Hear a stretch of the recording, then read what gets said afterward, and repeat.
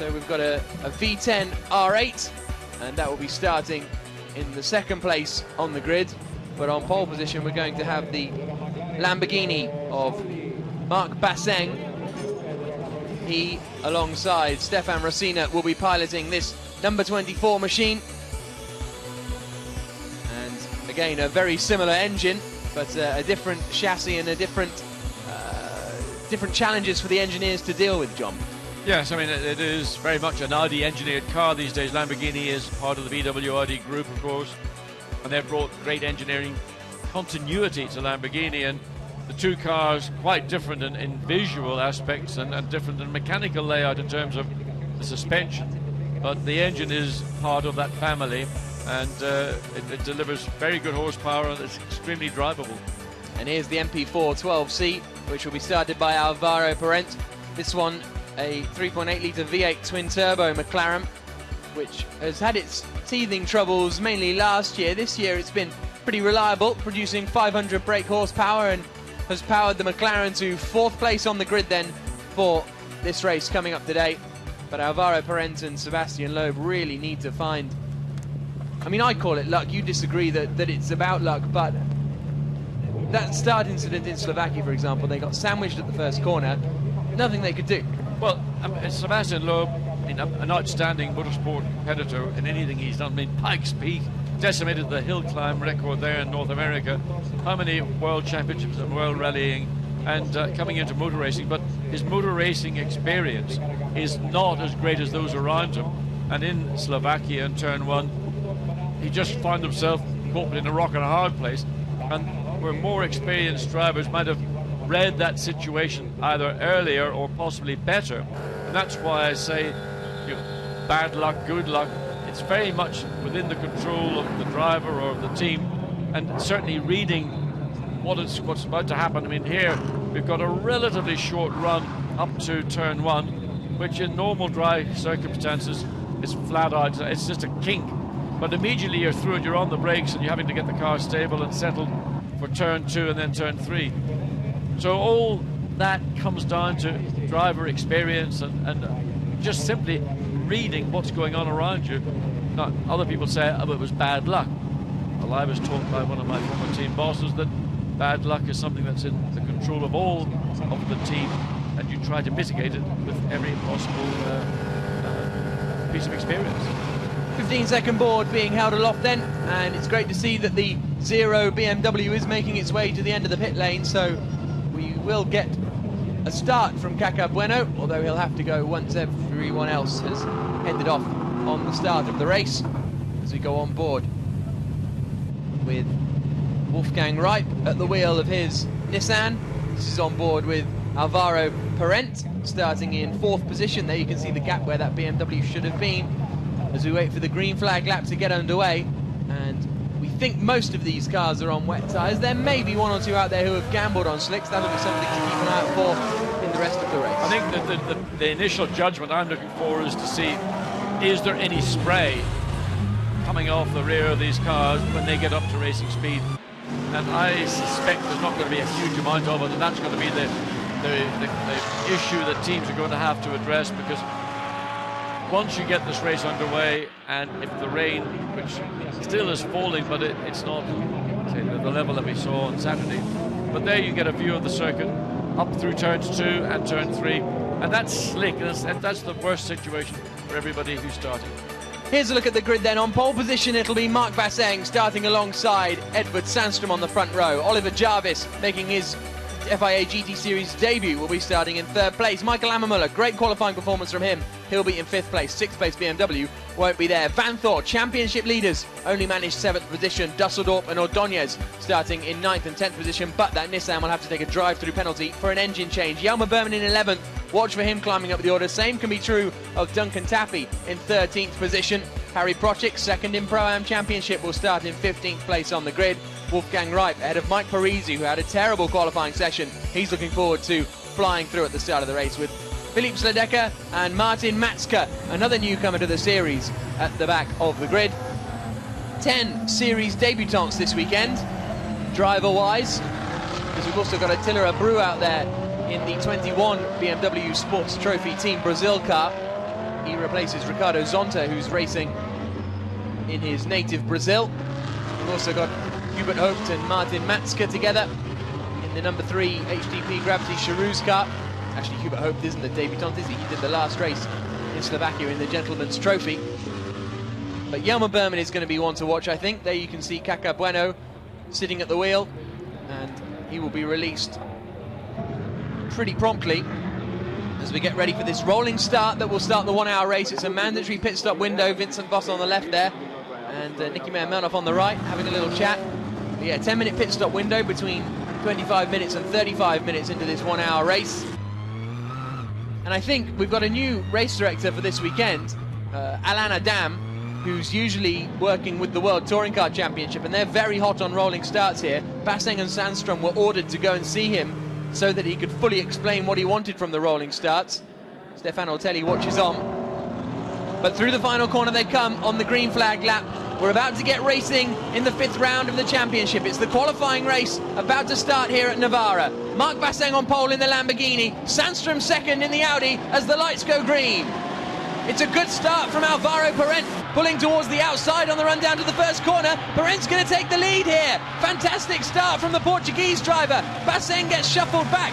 A phenomenal start from Lucas Ordóñez. He's up into 3rd position, but he's got onto the slick AstroTurf on the outside and can't get it slowed down. Look how cramped it is going into turn 3. Ordóñez off the road again, but somehow he has gone from 10th to 3rd by the time they get to the first corner. Everyone else busying their way through the left-hand kink as the 2nd McLaren runs wide. Yeah, Mac racing away. He got trapped with traffic around him and nowhere to get back onto the racetrack. But what a start from that Nissan in 3rd place. An absolute screamer up the outside and around the outside of turn 1 and slotted that Nissan into position. And, well, you can't do better than that. There's been a huge shuffle around. Stephane Ortelli looking on, looking quite concerned. Where is his Audi? Oh, there's 4, 5, 6 abreast coming down the back straight there. Michele Rugolo is up into 4th place. It's 5th place for Steph Duffeldorp, 6th position, possibly now 5th, as Laurens Vanthoor tries to go past Steph Dusseldorp and does get up into 5th place. Then we've got Harry Prochik and a huge gaggle of cars further back. What on earth? Look at this, Matthias Stump making a move on Jelmer Berman now. Stump in the white Lamborghini going past the BMW. What happened to our pole sitter Marc Basseng? He's dropped down the order so rapidly, I can't even see him coming through there. Oh, and there's a spin. That's the McLaren. Von Ryan McLaren. Duncan Tappy has been tapped and spun around, and he's going to have to wait for the whole field to get through. He may well have had the engine that was coming through turn 13. So turn 12. So we now the field beginning to string out, but certainly where did Marc Basseng get to? He was sort of swamped by the entire field on the run up to turn 1. He and Oliver Jarvis must have had a moment, because those two are now running right at the back of the pack. Across the line they come at the end of lap 1. Alvaro Parent leads by 1.3 seconds. Sandstrom is 2nd. Lucas Ordóñez is 3rd. 4th is Michele Rugolo. 5th is Laurens Vanthoor. 6th, Steph Dusseldorp. And yes, Jarvis coming across the line 19th. Basseng coming across the line in 18th place. So our 1st and 3rd place starters now running in 18th and 19th places respectively. It certainly looked very congested when the cars were coming out of turn 8. That's the corner that leads on to what we call the back straight. Whether that was the area where the contact or whatever took place occurred. But we got a little opportunity to see back on that opening lap, certainly into turn 1. Everybody except Lucas Ordóñez appeared to be fairly cautious. He just charged up the outside. Oh no, Steph Dusseldorp has been spun round by Matthias Stump coming into the right-hander of turn 8 that leads out onto the back straight, and that HDP Mercedes is parked there. He gets going again, but that's a real shame for their championship challenge. Matthias Stump tried the move, didn't work out. Now we're looking at Mike Parisi trying to get past the Nova driver car of Michael Ammermuller. So Ammermuller's another one who lost out hugely at the start of the race. I thought he might have some damage in the front of that Audi. It looks to me like some of the aero parts on the right-hand side. There you can see damage around the wheel arch. Yep. And that's obviously the consequence of having contact. Into the left-hander they come. The race will now start to calm down a little bit. Caca Bueno's up into 16th place. Jelmer Berman's just set the fastest first sector of anyone, and he's in 8th position. So, well, he'll be up to 6th place now, actually, after those two came together. Across the line comes Alvaro Parent then. Has his lead extended on that lap? Yes, it has, up to 1.7 seconds. Well, I mean, Michele Rugolo up to third place in the Ferrari, and that is absolutely flying. Ordonez has taken his drive-through penalty. That's why you can see on the left-hand side of the screen in the pit lane, Lucas Ordonez serving his drive-through penalty at the end of lap 2. I thought he might have waited a little bit longer to allow the field to spread out a little bit more, so he could perhaps maybe not lose as much track position. And then here comes Marc Basseng, our pole position car. He said to me just after the warm-up session, I don't think we've got the pace to actually win this race, but I don't think he was expecting to finish the first lap in 18th position as some bodywork flies off. Was that for the bodywork we thought from Michael Lammermuller's car? That was the car that clearly had damage to the right front, and it's no surprise to see a bit of bodywork on the racetrack, whether that's from his car or from somebody else. But strange start to this race. The only thing that is clear that Alvaro Parent really had a good run down into turn 1, but also the performance of Michele Rugolo, currently in third place in that Ferrari. That's out. It's over for Steph Dusseldorp, the number 1 HTP Mercedes, which had problems getting to the grid because of gearbox sensors, has now seemingly got damage at the front right, which I can't quite figure out because I thought he was hit on the rear right, as Mike Parisi gets put out wide and loses 3 positions. So Parisi struggling in the wet. Now he sends one back up the inside of Caca Bueno and gets 1 position back. Bueno gets the cutback. Meanwhile, up in front, that's Wolfgang Reip going past Martin Matzke. And this is all squabbling ultimately over 12th position. And there is Steph Dusseldorp, the Dutch driver, getting out of the car because he is out of the race as these fights continue. Like I say, all over 12th place. Well, they're all trying to find track position, and by diving up the inside, look at the damage to the nose of that Mercedes as well. It's been involved in contact. I don't know which car was the beneficiary of that, but you've got 5 cars trying to use the same bit of racetrack now, going from right across to the left to try and block, opening up the outside line for Mike Parisi and the McLaren to get a run down the outside up into turn 1. Is he far enough? He just squeaked through. There was not a lot of space, and the McLaren needs to be careful. The Mercedes is attached to the end. Was that contact or not? I'm not sure. Well, whatever happened, Parisi got on the AstroTurf. He keeps making up places and then losing them just as quickly. We've got Audi ready in the pit lane, by the looks of things, out of the window. So that'll be Ammermuller's car, because that's got that heavy damage to the right front. It's the WRT squad. So, but everyone went past, so we'll wait and see what happens with that. Still this battle going on circuit, and that is Caca Bueno going past Martin Matzke. Parisi will try and get through. Exactly, that's what I said. Watch Parisi. He was the 3rd car in that group of 3, and all of a sudden the Mercedes has been shuffled back. So Mike Parisi has finally made the pass on the Mercedes, and this time it's sticking because the BMW likewise has made its way through as well. And Philippe Sledecke following through, yes, as you say, in the BMW. And now Parisi will try and get past Caca Bueno again. Bueno a little bit out of shape coming into the right-hander, but the good news is that we're seeing the 35 Nissan coming back into the fight as well, as the battles continue down into the left-hander of turn 11. Parisi right on the back of Bueno, but I imagine Bueno might be able to just start to get a bit more comfortable now the squabbling has stopped. Alvaro Parent continuing to lead this race, the teammate of that number 10 Mike Parisi, and there you can see at the back Lucas Ordonez after that mega start. But Alvaro Parent it is who leads after getting a fantastic getaway. 2nd place Edward Sandstrom, 3rd place Michele Rugolo. You can see them all going offline in order to cool their tyres. Yeah, but Laurens van Thor now beginning to make headway, fastest sector time in sector 2, and he's got Michele Rugolo only 0.8 of a second ahead of him. So the Ferrari driver is going to find Laurens van Thor all over the back of that car. So Van Thor probably the likely of the two to get into 3rd place. As Sebastien Loeb keeps an eye on what's going on, and behind him Andreas Zuber, who will take over the car. There is the lead car driven by Alvaro Parent, and a comfortable 3.7 second lead over Edward Sandstrom in the Audi in 2nd. Okay, so we're hearing that the 24 Lamborghini of Basseng and Oliver Jarvis are both on dry weather tyres. So that explains it. Basseng, we think, was on dry weather tyres, apparently, according to our sources. There's the start of the race. Look on the right-hand side, we've got Lucas Ordonez in that big white Nissan getting a rocketing start.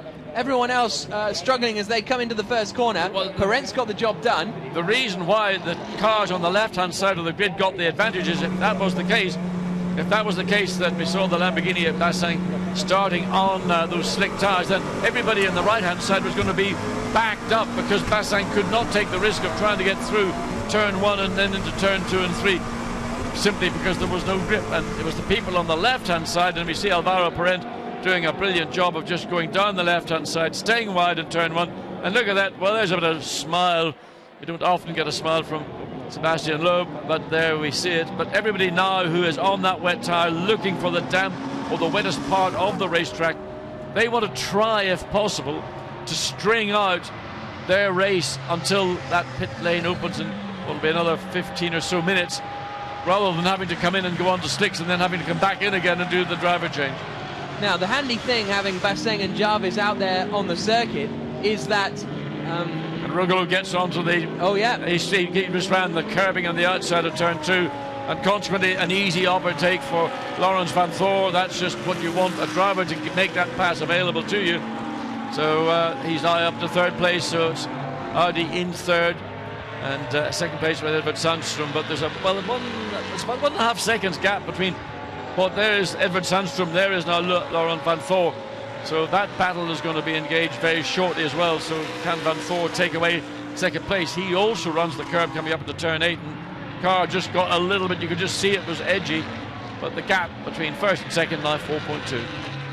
Yes, I was so with Blancpain and Jarvis on the slick tyres, that means we're going to be fairly easily able to tell when it's the right time to change to slicks, which I think every team will be looking out for. At the moment, they're 8 seconds off the pace, but that time will come down. Yeah, but how soon is it going to come down? Because if everybody who is on the wet tyre can still lap, they're lapping currently around about the 150s, if they can still lap in that area at the point when the pit stop opens, they're the net winners, because Jarvis and Blancpain have rolled the dice, they're taking the gamble, but ambient temperature is not really warm enough, I think, to take that chance. Track temperature and track conditions don't look like there's a significant drying line. Parts of a track you can see there, for example, coming through turn 14, clearly look to be better, but other bits of the track are not, and the lap times of the two cars on slicks, as you mentioned, they're 8 to 9 seconds a lap off the pace of the lead cars. So this is the battle between the Lamborghinis for the lead in the Pro-Am class. Harry Procek has it at the moment, but he's got Matej Stump right up behind him. This is good news for Procek's championship challenge. Simonsen and Afanasiev are currently third in class, so it's not a huge amount of points that he'll close in on, but if he can constantly finish ahead of Simonsen and Afanasiev, then it'll be good. And there you can see Marc Blancpain out there on his slick tyres. I mean, on pole position, to take that kind of gamble, I don't know, I can't quite see the logic of it. Maybe it will come to Marc Blancpain later in the race. We're only, 12 minutes or so into this race, and it's not working. Look there, you can see plus 9.4, plus 10.6, plus 12. I mean, it's just, it's not working, basically. Bad choice by whoever made the decision. In the case of Audi, they've got enough cars that they could have rolled the dice. In the case of Marc Blancpain and the Lamborghini, I think that was a mistaken choice. There's Matej Stump, definitely on his wet weather tyres, and he's dropped off the back of Harry Procek just for the moment. Battling over 6th place overall, which is also the Pro-Am lead, and it will ultimately become 5th place when Michele Rugolo comes into the pits to hand over to his gentleman driver teammate Claudio Stanisvich. Jelmer Berman is closing in on Rugolo as well. He's lapping 2 seconds a lap quicker at the moment, Jelmer Berman, that BMW, so the battle for 4th place is on. More critically, just keeping an eye on the back two cars, Blancpain in 18th and Jarvis in 19th. They're on slicks. They're beginning just to gain slight advantage. There's still 8 seconds a lap, but it's gone from 9 and a bit to 8 seconds. So with 12 minutes or 11 minutes remaining before the pit stop window opens, but let's ride on board with the BMW. Down to the first corner then, on board with Jelmer Berman. Pretty much flat through that first turn 1. Then you're going to need to get it stopped in time for 2 and then 3, which keeps coming back on itself. And then in the dry, it's flat out through this left-hand king. Well, that's about as flat out as you can get, unless you can find somewhere more space to push the pedal. But here into turn 5, you've got an option. You either come in early and hold it, or stay slightly wider, as you're seeing Jelmer Berman do. And then to get back in for turn 6, and then immediately you're having to cut back to the right for turn 7, and they're staying off the racing line, looking for the damper part of the racetrack to give those wet weather tyres the chance to live. Now through turn 8 it looks better than it is through some of the other corners. Again, straighter back over to the damp side of the racetrack. There's still a bit of moisture. You can see rain, whether that's spray coming off the car ahead or whether that's actually rain falling. But the Ferrari ahead of the BMW in 4th place, Michele Rugolo in 4th place in that Ferrari. I think there's still a certain amount of rain in the air. I think that's not just simply spray from the Ferrari. Well, the brollies are down around the pit lane area. Yeah, this is the back end of the track. Yeah. So it's certainly not raining as hard as it did earlier on. You can see Furman occasionally having to give the screen a bit of a wipe. Now we're into the very tight right-hander that brings us down towards the left-hand kink at 14. Again, usually flat. Not totally flat, it's but sort of, you're almost there. And then the final corner. Always easy to overrun. You can always outbrake yourself into turn 15. So it's still the Audi's battling for that second place. Sandstrom only has a 1.1 second advantage as they come across the line. And there we see the battle for 4th place, the Ferrari, and then followed by the BMW, and then a further battle for Project and Stump and right on the gearbox of Harry Project. Well, Stump it was who span out the number 1 Mercedes, so he may well be in trouble for that later on in the race. We haven't heard anything from the race director, but wouldn't be surprised if Matthias Stump was in some form of trouble as the battle for the Pro-Am lead continues and Project gets out of shape, and that means it's an open gap up the inside and Matthias Stump moves through. Project just got out of shape through the middle part of turn 5, and Matthias Stump in the ACL by Road Drive Lamborghini is now up into the lead of Pro-Am and into 6th place overall. Didn't need a second invitation. He saw the pressure, got the reaction he wanted, and he got his Lamborghini up the inside of Harry Project's car. Now Project running down in 7th place, but the battle for 2nd place coming down into turn 8, we saw very, very close indeed. So Laurens van Thor has run down Edward Sandstrom, and there's potential for an inter-team battle for 2nd place between the two Audis.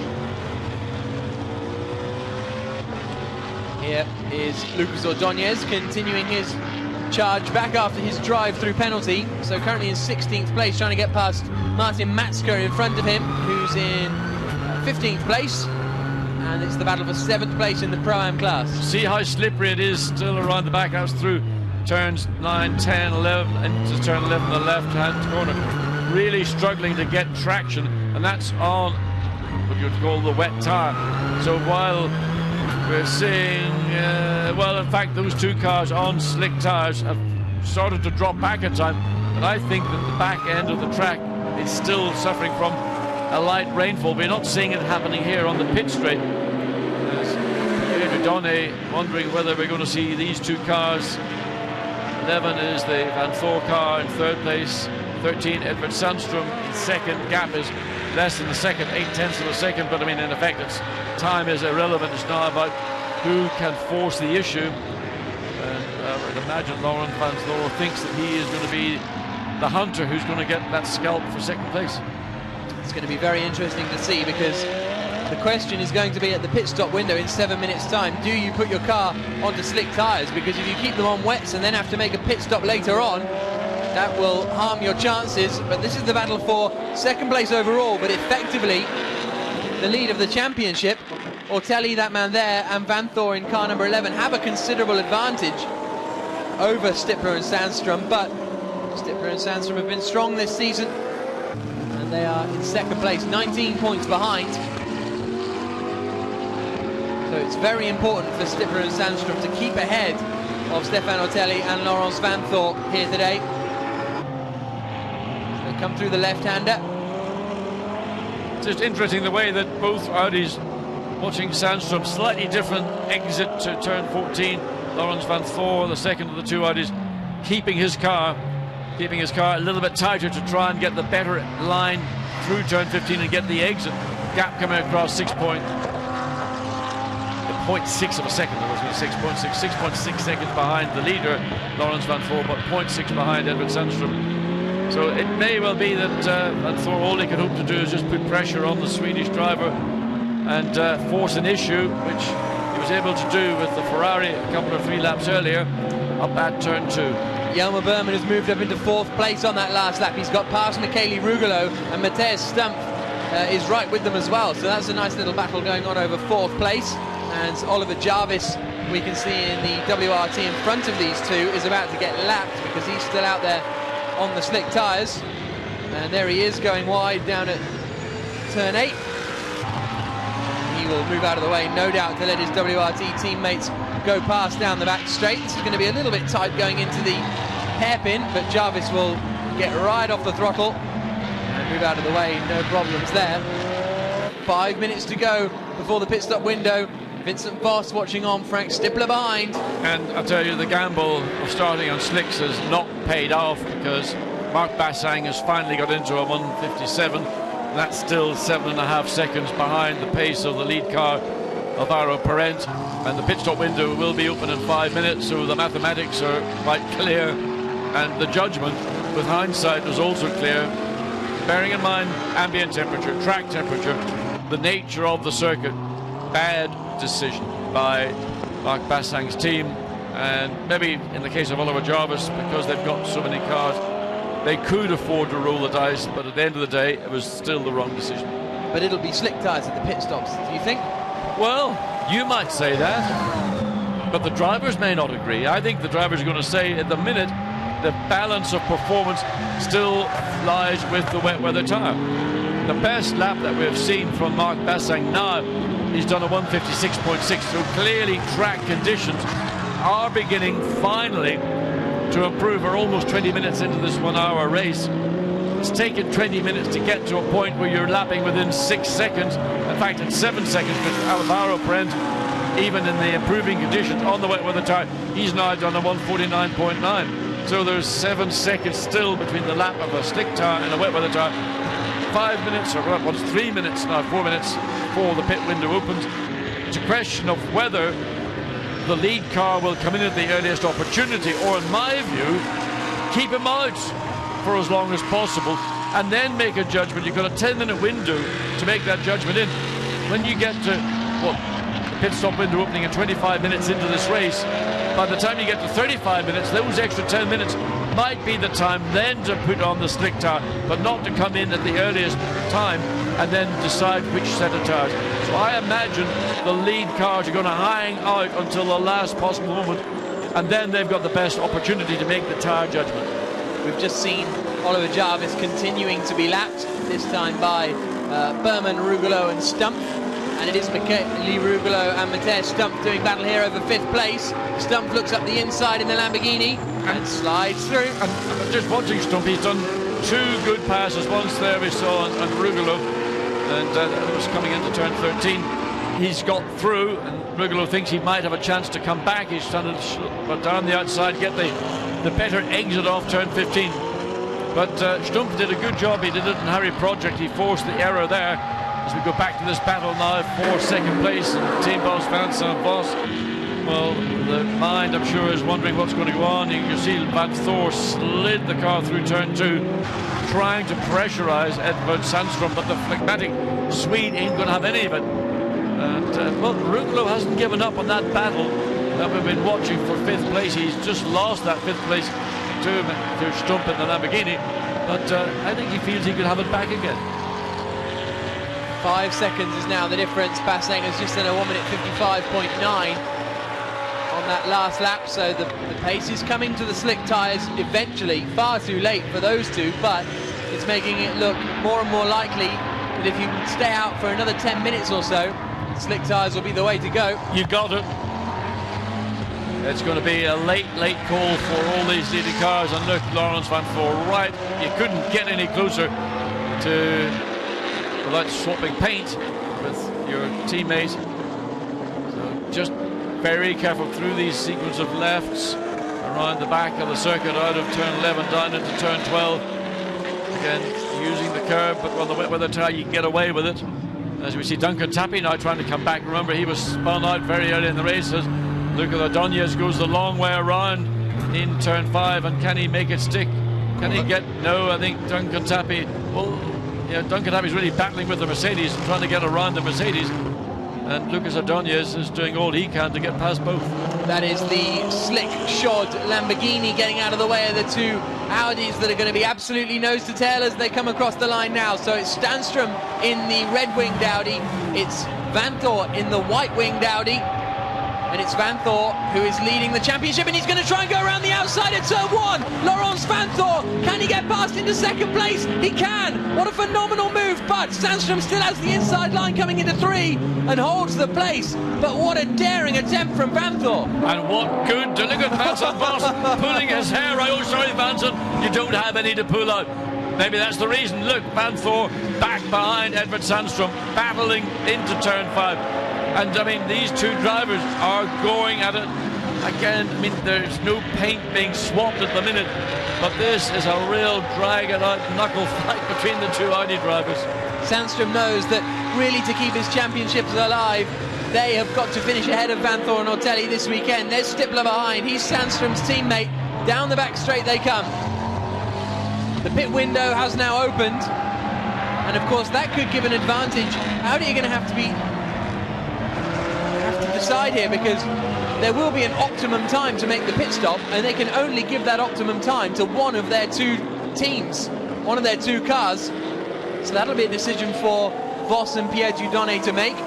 It's not the decision that anybody wants to make. These two are battling not just for position, as you point out, for position overall in the championship. So I suspect whoever is leading at the point, the decision to make the pit stop will be given the option to be the first into the pits. And at the minute it is Edvard Sandstrom who's holding that position. We saw a great challenge a lap ago from Laurence Vanthor, and he's going to probably try and do much the same again. The difference is now the momentum. That I always refer to momentum. It's such an important part in the skill and art of overtaking, and Sundstrom has managed to consolidate that battle, that challenge, and Laurence Vanthor that little bit further back. Now, we don't know if there's any contact between ship and shore, between driver and the pit lane, to say, look guys, you know, great fun for the viewers, we're here to win a championship, we don't want unnecessary contact. Through the left-hand kink at turn 4, down the hill to 5. I really thought Vanthor had pulled that one off. It was a great attempt from him. In has come one of the BMWs. It's Sergio Jimenez to hand over to Attila Abreu. Abreu raced in Formula BMW back in the day. Finished second in the championship in 2004. Formula BMW ADAC to a certain Sebastian Vettel. So he's got an awful lot of paces, Attila Abreu. Races now more regularly in the Brazilian GT Series and Stock Car Series. Duncan Tappy's come in now to hand over to Gregoire de Moustier. I just wonder, has there been the slightest of contact between Vanthor's car, because the grille in the Audi looks slightly askew. Now maybe it was somebody else earlier in the event, but there looks to me to have been slight bit of contact.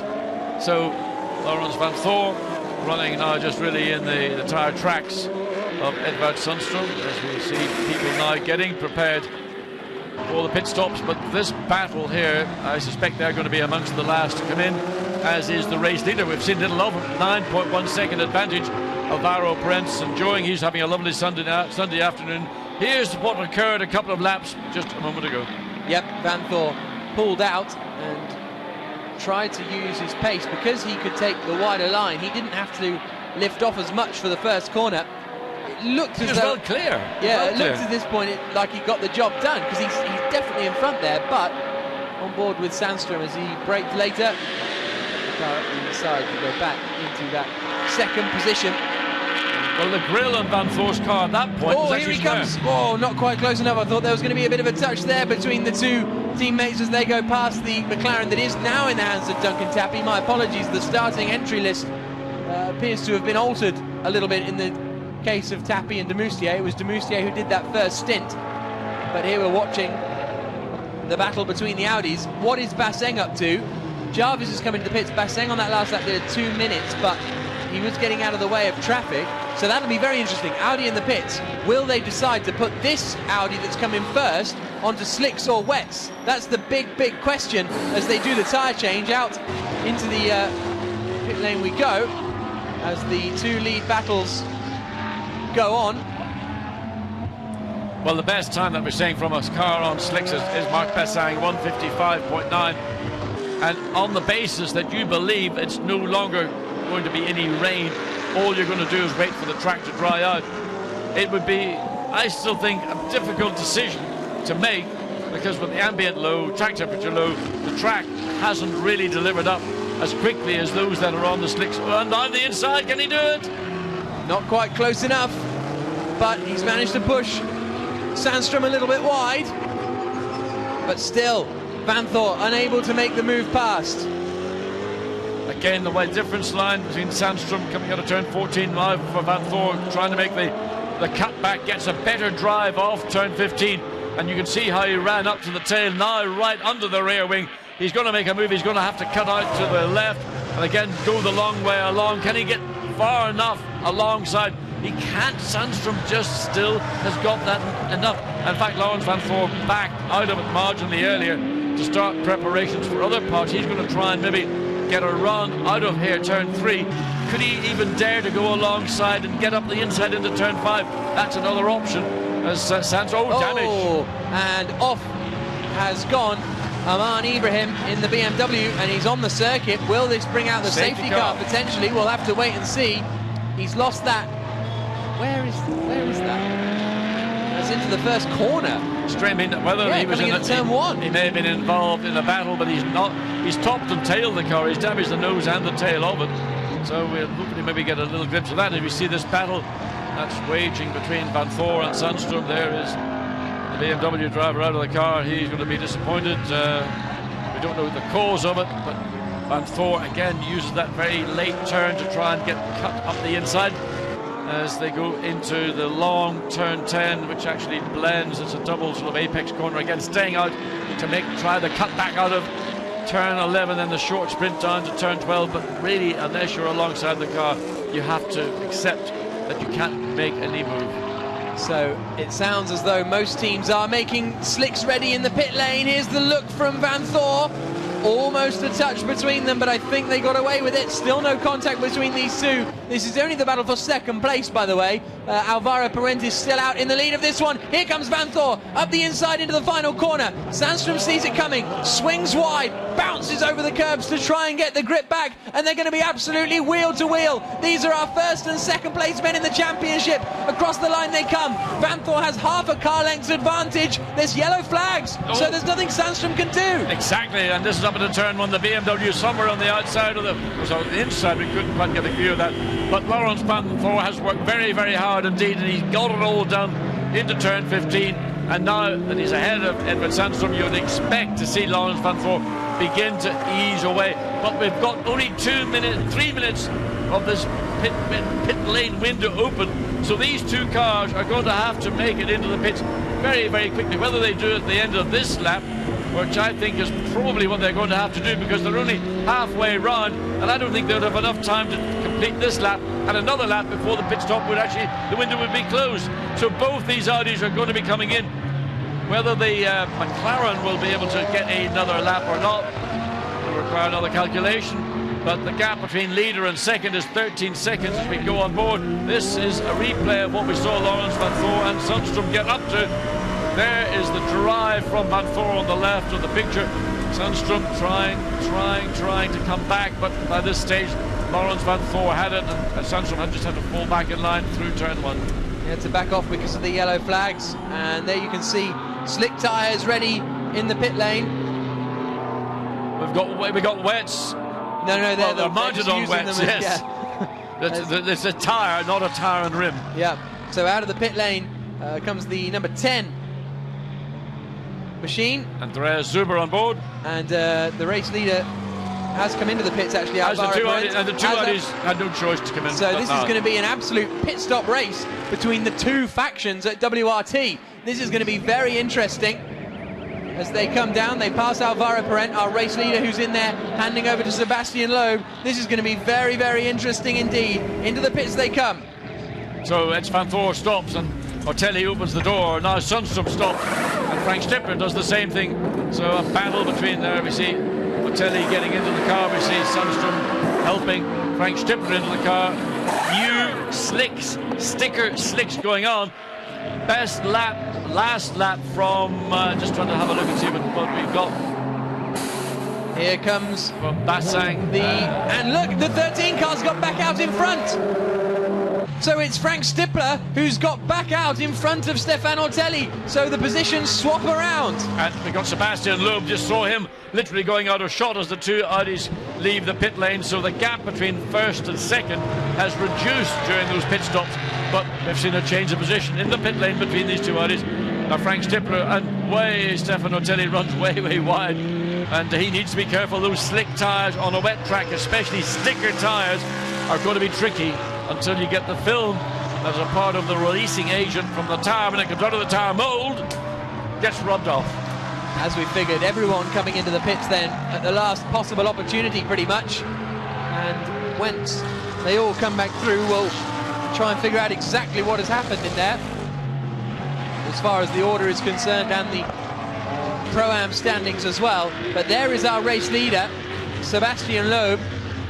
Now, if he's on slick tyres, there is no better man in the field to drive a car in these. Now, why are the two Audis dropped back like that? There's a massive difference. Well, no, but why was Frank Stippler pulling to the right-hand side? Well, why is Ortelli? What's wrong with that? Oh, the BMW. Karun Chanduk. Karun Chanduk's gone off, I think, on the run down towards turn 8. And that's a bit of a moment for Chanduk as he recovers, only loses two positions, I should say. Again, that's the danger of coming. These drivers have not driven, the ones that have taken over, who've been put onto a slick tyre on a track they've not driven on with these tyres, and it's a real handful. And Karun Chanduk getting caught out just into turn 8 and spinning it around, but luckily not having contact. And there we just saw a change to the lead in Pro-Am. That 25 Gottfried Gratter racing Lamborghini has just got past Patrick Kuhner, so it's now Gerhard Torreza who's in the lead of Pro-Am. Now we've got battles going on with Andreas Simonsen and Cesar Campanico. These two doing battle at the top of the Pro-Am standings, with Harry Brocek on his way at the moment, finishing second in Pro-Am. So it's all kicking off. Andy Zuber has just set the fastest middle sector of anyone. And so now you'd have to think that's not a time done in slick tyres. Well, yes, quite possibly he set out on the wet. Exactly, and that I just wonder the wisdom of. I mean, clearly, if the track does improve, then ultimately Zuber's got to come in again. But is the track in the remaining 23 minutes going to be sufficiently good for slick tyre cars to match the time? The best lap that we saw from Navarra Parent was a 1:49. We're now looking at Sebastien Loeb on a flying lap on slicks, doing a 1:57. Again, 8 seconds a lap slower for the slick tyre cars. It's worth keeping an eye on Frank Stippler, because he was hugging the inside line coming down the back straight, which you'd only do if you were on wets. And we certainly saw the slick tyres ready in the pit lane. Yeah, but we've seen that Ortelli drop back. He's now 8 seconds behind Stippler in second place. Okay, you wonder, Stippler must be on wets. Yes, Stippler is on wets, as is Sebastien Loeb, apparently, we're being told. So Loeb, out in the lead of the race, is on wet tyres. Okay, he's lapping slower at the moment because it's his first lap out on the track, as we see this battle continuing. A fantastic squabble going on. But that's the news I'm being given, is that Loeb and Stippler are on wet weather tyres. Doesn't look like it by their times. They're doing 1:57s. But we'll wait and see if those times improve. Let's focus on this on-track battle at the moment, though, because it's all frantically going on for the lead of Pro-Am. And it is now Cesar Campanico who has moved into the lead of the Pro-Am class in that 14 Audi. Meanwhile, we've got Frank Stippler doing battle with Duncan Tappy now. I think that's Tappy unlapping himself. Stippler's going past Tappy to put a lap on him. My apologies. Stippler is on slick tyres. He's just come across the... No, because he's just on a 1 minute 50. He's just on a... No, he's on wets. Stippler's on wets. Loeb's on wets. And Ortelli's on slicks. Yep. And then the next car that's on wets is Zuber in the second of the two Sebastien Loeb. Everybody who's on slicks is struggling in the middle 50s, those are on wet, so running in the low 50s, or even in the case of Sebastien Loeb, a 149. These two are definitely on wet tyres still. Michael Ammermuller and Andreas Simonsen doing battle over 5th position at the moment, which is the lead in 2nd place in Pro-Am, is it? No, it is the lead in Pro-Am, because... No, Gerhard Twareza, sorry, is in the lead. He's just disappeared off the road. I can't believe he was in this battle a minute ago, but he's now got a 7-second advantage. Tires. So he's dropped off. I mean, the car that you've got to watch is Stephane Ortelli. Just 21 minutes of this race remaining.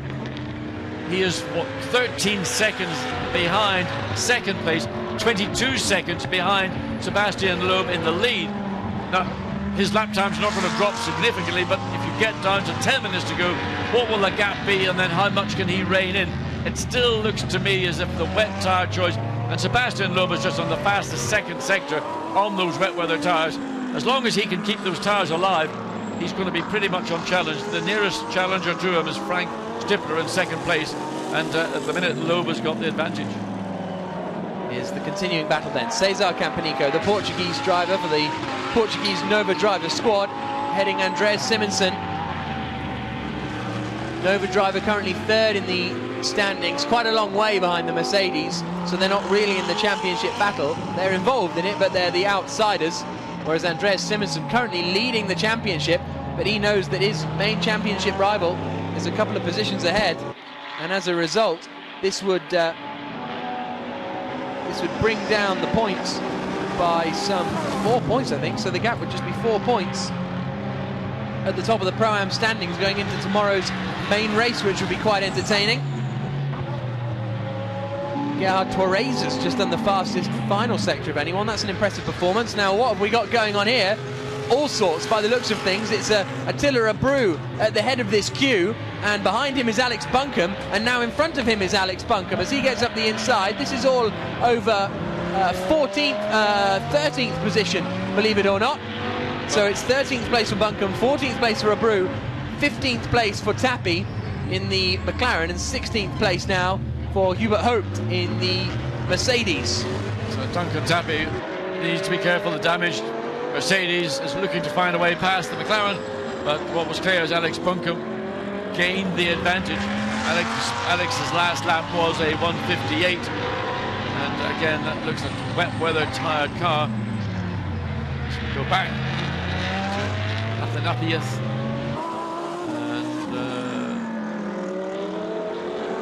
and still battling. Yeah. It's Andreas Simonsen at the wheel. He's still battling with Cesar Campanico.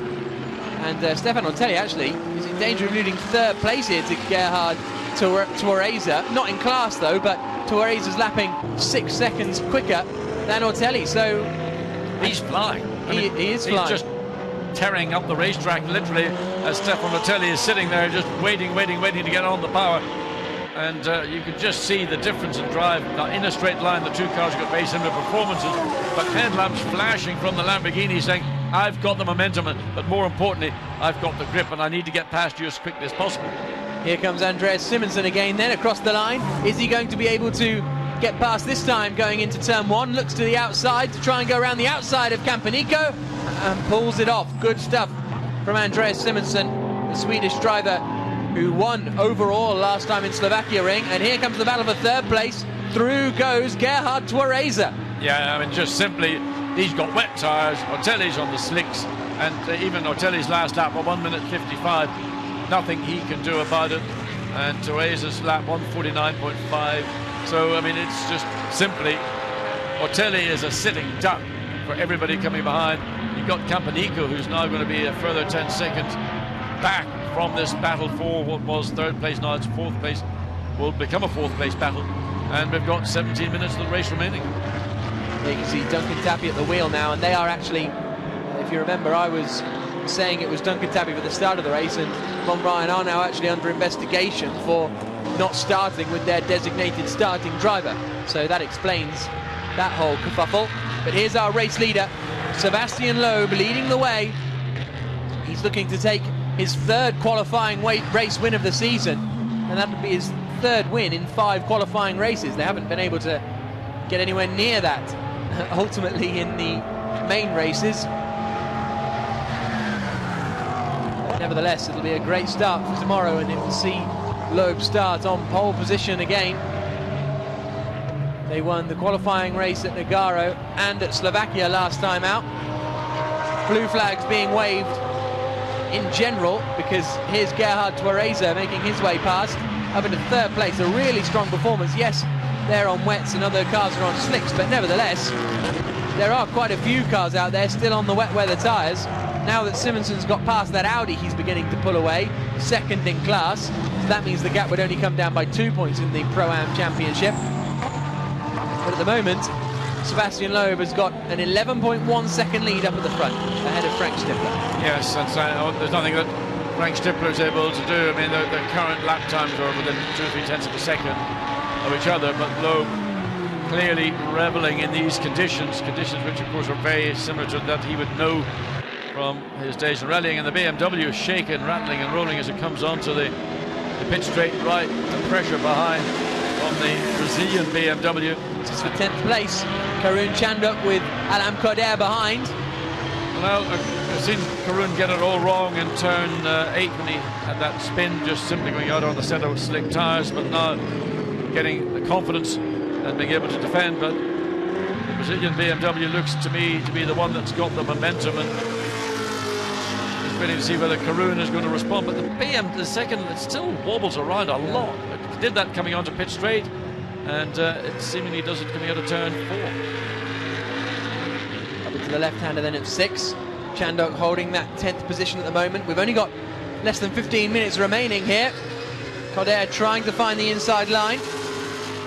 Now, how far off the lead now is Stephane Ortelli? That's going to be the interesting thing to see, because even if the track comes to him in this closing stages, which it still isn't, he's still 5 seconds a lap off. So I think it's over for Ortelli. The slicks, even in the last 15 minutes, unless something miraculous happens, I don't think we're going to see the track dry in time. Like luck, miracles don't happen.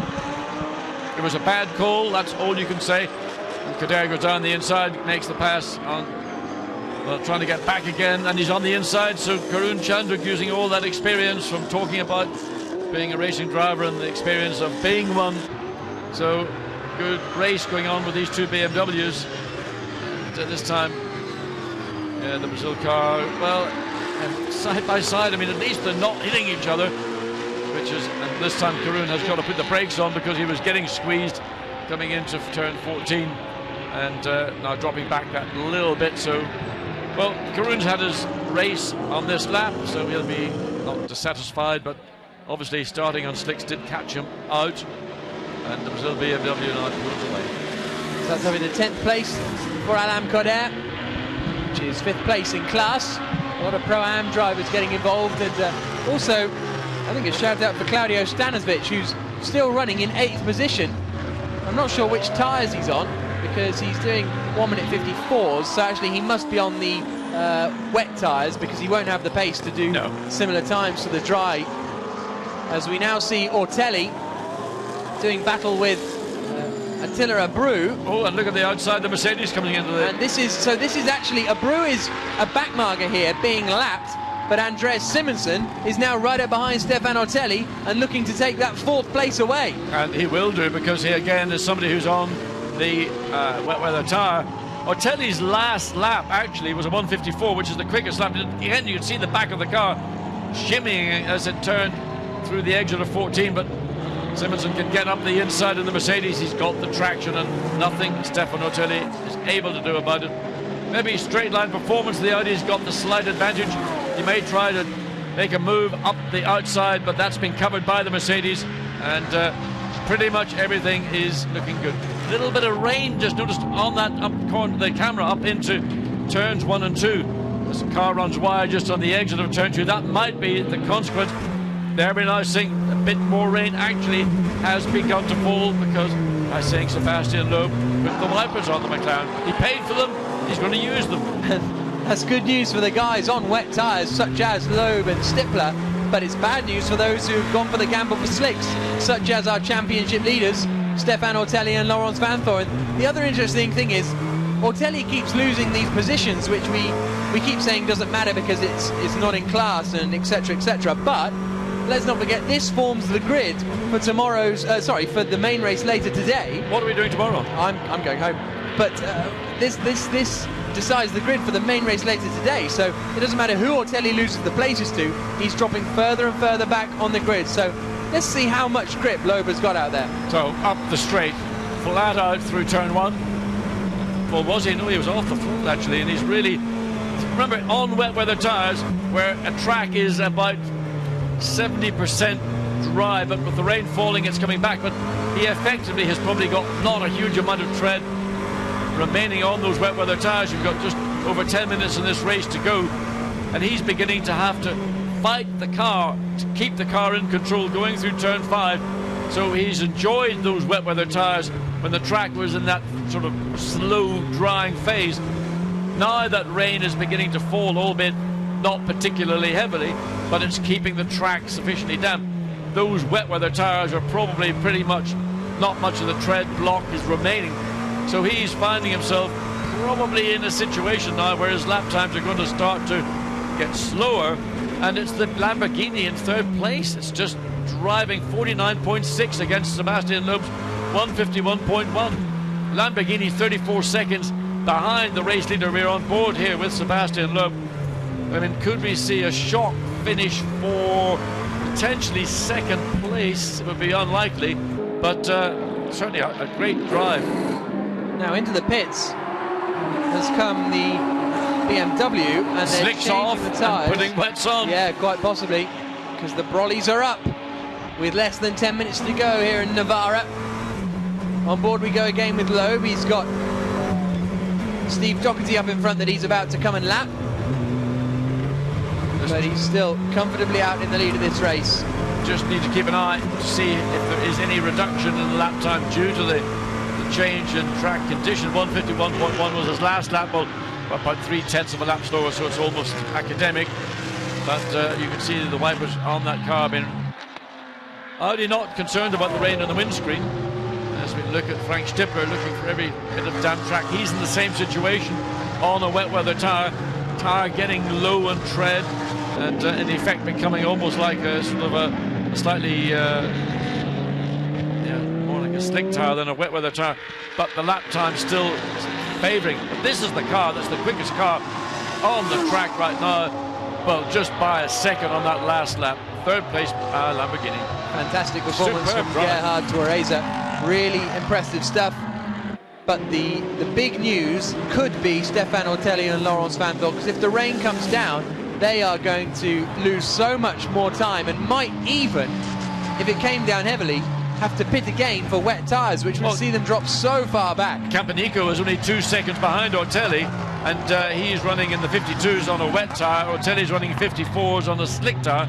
You know, the slick tyre time has bit by bit, but it's taken the best part of 51 and a bit minutes to get anywhere near what would be the overlap. And if you imagine that Jarvis and Passin started this race on slick tyres, how wrong was that judgment, when we're still not able to match a wet weather tyre that's been running in conditions where it's probably the best part of the tread block's gone, and still the slick tyred cars aren't able to match those lap times. Yep, absolutely. It really was a mistake from the front runners to start on those slick tyres, as we see Cesar Campanico edging closer and closer now to Stephane Ortelli. You can see the difference with Campanico going to get the damp part of the circuit, Ortelli doing everything he can to stay on the dry part of the circuit. 7.5 minutes to go. Torreza's just done his personal best first sector, so that Lamborghini's very, very impressive. I mean, Sebastien Loeb last lap 152.2, Frank Stippler's last lap 151.1. Gap with what, 7 minutes remaining is 9.4 seconds. Not possible to do the calculations and say that Stippler could be on the tail of the Lamborghini or on the tail of the McLaren at the end of this race, but everybody's now driving around on tippy toes. Those who are on wets are on tippy toes. Those that are on slicks are still having to fight to retain control, but they're bit by bit nullifying the deficit between the two tyres. Loeb going over to the right to try and get some moisture to keep those tyres cool, And looking there in the background, there is Stippler doing the same kind of thing, staying way over to the right of racetrack as we get a look at Steve Doherty in the Nissan. And he's battling with Karun Chanduk and over 11th place. Yeah, it's been an interesting race, certainly for Karun, and Steve Doherty is probably going to make a pass on the BMW driver very shortly. I think Karun's finding this a real struggle, having never had experience of the BMW in these kind of conditions and just sort of been thrown in the deep end. Flashing lights as we see the Audi making its way through. That is Frank Stippler. He doesn't need any traffic to get in the way of his progress. Now let's see if Doherty can take advantage perhaps of Chanduk backing off for the Audi. No, he's not quite close enough, is he? Oh, maybe as they come into the final corner, but Chanduk's got wide line in, so that'll give him the best exit of the corner anyway. Yeah, but that was also Stippler immediately dives. No, but that was Stippler was coming through. Yeah, Karun Chanduk was as a lap down. Now we see Doherty, who's been maybe the beneficiary of that gentlemanly move by Karun Chanduk, up into turn 2, and just watch to see. Oh, and he goes off, and there it is, easy peasy. Recovers onto the circuit, slots in behind Steve Doherty, now down to 12th place, Karun Chanduk. Doherty up into 11th, but still running in 5th place overall, as we now see Stephane Ortelli under pressure from Cesar Campanico behind. That's Duncan Tappy sort of further down the field. Oh, there's the nose up the inside from Campanico, and well, Ortelli needs to be careful here. The last thing he needs is to get punted out of this race. But what Ortelli is trying to do is put himself ahead of Duncan Tappy to, there you see the headlights going nuts. Stephane Ortelli probably trying to say something over the radio to advise Duncan Tappy that he's a lap down, let me through. And then Duncan Tappy stays way, way, way wide. In fact, he just goes off the track, and that allows the Campanico car to also get through. So no advantage to the Monegasque resident. And he's hanging on there the best he can. Just 4 minutes and 19 seconds to go. And he needs to be careful because he's got a very fast McLaren coming up behind, Andreas Zuber, who is actually in the same class as Ortelli. So that would put him down. If Zuber got past, it would put him down to something like 7th position. And there's the look up the inside. Whoa, Ortelli closes the door in the fight with Cesar Campanico. This is going to be an entertaining last few laps because, look, they're all starting to queue up behind the Monegasque driver. Out onto the back straight they come. Campanico moves to the inside because he's on his wet tyres. Meanwhile, Andy Zuber goes past Duncan Tappy now to take another position. Or to lap, sorry, Duncan Tappy again. And so now we're going to see a three-way battle going on over 5th place in the final. What? Well, Loeb has come over the line, so 2 or 3 laps remaining. 2 laps remaining, I would say. Ortelli struggling so badly on those slick tyres. He's still lapping in the 1 minute 55s. Here comes Campanico into the final corner. Ortelli goes wide. That's going to allow Campanico the chance. It's not the final corner, my apologies, but it's still a sharp right-hander. Ortelli holds it in there just about, but then goes wide. This is the final corner. And here comes Andy Zuber. Watch for that McLaren. Absolutely. Takes the wide line in. He's going to slingshot out of there, and he's going to try and get past both of them on the start straight. Here we go then. Andy Zuber in the white McLaren. Past one Audi in an instant. Can he get past the other Audi by the time they get down to the first corner? This is the battle for 3rd place in the Pro Cup. Not close enough just yet, but it's also the battle for 5th place overall, which means 5th place on the grid for the main race later on.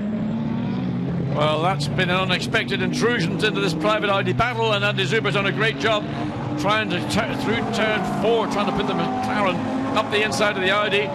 He's got the grip in the same way that Campanico has on the wet tyres. Stephane Ortelli again having to hang on literally by everything that's available to him to keep his Audi on the track. Slow the progress of the McLaren down, slow the progress of Campanico's Audi down, through turn 6, that right-hand corner, through turn 7, then the run down to turn 8, downhill, slightly tricky apex, and now Andreas Zuber, who's going to get the momentum off the corner, and it's going to be a defensive line, but of course Stephane Ortelli doesn't want to go off line because he needs the grip under braking, as Mike Parisi, thumbs up from Mike O'Greasy. He's Irish today for some reason. He could be Irish today, but look at this. Here comes Shorley down into the left-hander. No, not close enough. but it's only a matter of time. Sebastien Loeb has come across the line, so this will be the final lap, or there'll be one more after. We'll wait for confirmation, depends how long ago. But here comes Andy Zuber to the outside line now. Ortelli has the inside, but he doesn't have as much grip, which allows Zuber to drive right around the outside, gets on the AstroTurf, and that could allow Campanico back into the party, and it does. So Campanico slots back into the middle of these two. What a great fight for 5th position. Zuber's going to try and pull the same trick he did last time. He's got the two Audis almost side by side, so the racetrack a lot narrower. And now Campanico has the inside line on Ortelli coming down into turn 1. Zuber's tucked right in there. He's got past one of the Audis. Campanico struggling in a straight line, tries to sell the dummy to Ortelli, but not doing. Fantastic stuff. A little bit sideways for Andy Zuber. There's Andy Zuber's other half getting a little bit nervous. And here he comes up the inside. Job done for Andy Zuber. He moves up into 5th place. Absolute delight in the pit lane. And this has been a great performance because they started in 18th position on the grid. And now Ortelli's about to get assaulted by Cesar Campanico. Look at them touching each other all the way around. The look up the inside. Is there a bit of a touch? Oh, there might well have been, and now Duncan Tappy wants to get involved as well. The clock has ticked to 0, so this is the final lap of the race. Duncan Tappy, meanwhile, is unlapping himself from Stephane Ortelli. Fantastic stuff. Campanico now goes back past Tappy, who realises he's just going to get the blue flags if he stays in front. Now the final lap, I think, means Sebastien Loeb is onto his final lap, and therefore these guys have one more lap to do. So these guys are on their penultimate lap. There's the move from Campanico up the inside, pushes Ortelli out onto the AstroTurf, and that sees Ortelli drop down to 7th position now. What a disastrous race this has turned into for them. It's possible to make up the places from 7th position, but it's going to be an awful lot more difficult when your teammate and main rivals are in 2nd place at the moment. There's the Sebastien Loeb Racing pit wall. They've seen their car come home to win the qualifying race twice already this season. And they're about to make it 3 out of 5 as far as qualifying races are concerned. They're getting used to these victories, but they're yet to pick up anything in the main race. Will that change here at Navarra? A circuit that has been so strong historically for McLarens continues to be so. The checkered flag is out. Tyres were perfect. Driving was perfect. A perfect race for Sebastien Loeb Racing. Loeb wins. He and Parent taking victory. 2nd place is going to be Frank Stippler. What a good performance from them, beating their main championship rivals. 3rd place across the line, Gerhard Tuareza. Fantastic performance from Tuareza and Procek. They'll start 3rd on the grid for tomorrow's race. 4th across the line will be Andreas Simonsen. There is Tuareza there, taking the checkered flag. Absolute delight. Simonsen will come across the line in 4th position. Jan Koener's finished in 9th. Alain Cordair in 10th. Steve Doherty's finished 11th. Hubert Hoopt has finished 16th. Chanduk finishes 12th. Very mixed up race after all that rain. Simonsen across the line.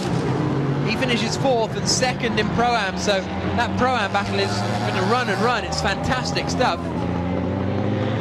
Great drive here from Andy Zuber. Up into 5th position from 18th on the grid.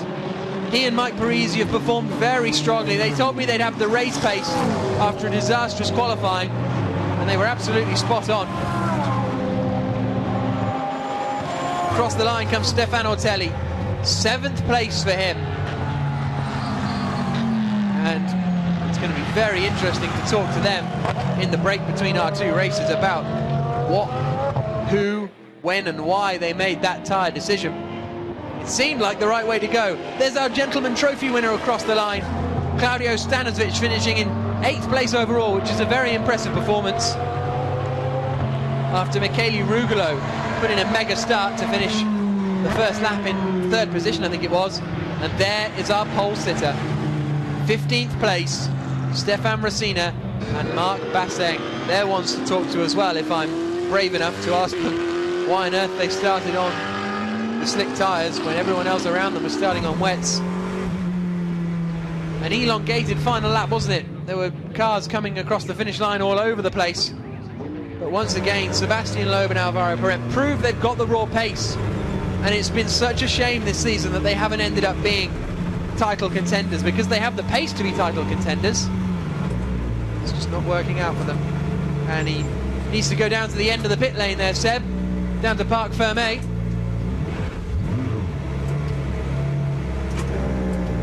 Finds first gear and then pulls off.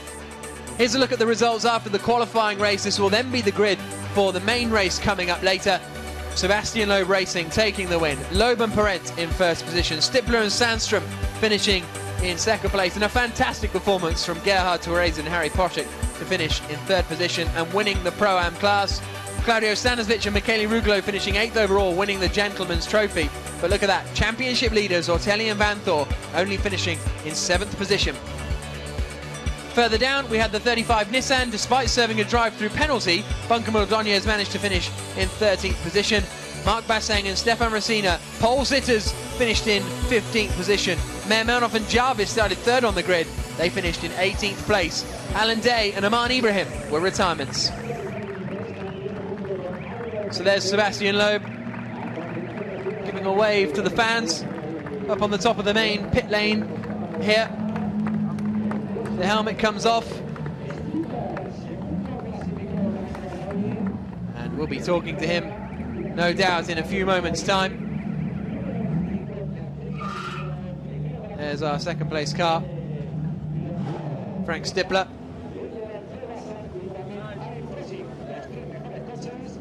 A lot of satisfaction for them, there's no doubt about that.